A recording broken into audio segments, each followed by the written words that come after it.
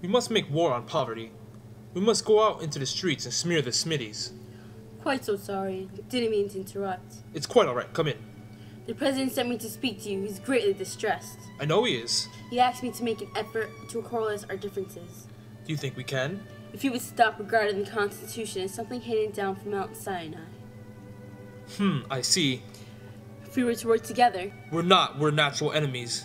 Well, I offer peace. And the wolves offer the sheep peace. You don't flatter me. It's not an American art. Now, I am an American by choice, not by accident. Yet you bring the lines right out of the vices and the crimes of the old world.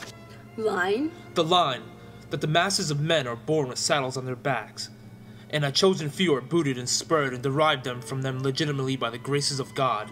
That's laughable. You born to wealth and land and slave the dribbling above the common people. Examine your own birth, Colonel Hamilton. Don't say it, I warn you. What, that as a boy you were born poor, and you came to this country, and it gave you honor and wealth? I believe that every child in this land must have the same opportunity. Why do you think I want the country strong? It can only be strong if its people govern it. You think the peasants on my farm make it strong? There are no peasants in America. Words, what do I care for them to call them yeomen? Call them what you will. Men cannot rule themselves. Can they then rule others? Have we found angels in the form of kings and dictators to rule them? I have made my last gesture. Go on, run back to your hill. From here on in, I promise you, you will never again raise your head in this party. I hate party. But if that's the only way I can fight you, I'll create a new party. I'll create a people's party. And now it comes out. You want blood to flow? At heart, you are a jacked up murderer. That's another line you believe because you wish to believe it. Well, I'm sick and tired of you silencing every liberal at tongue by calling them jack up and murderers. Why don't you confess? Go on and invent your plots and scares.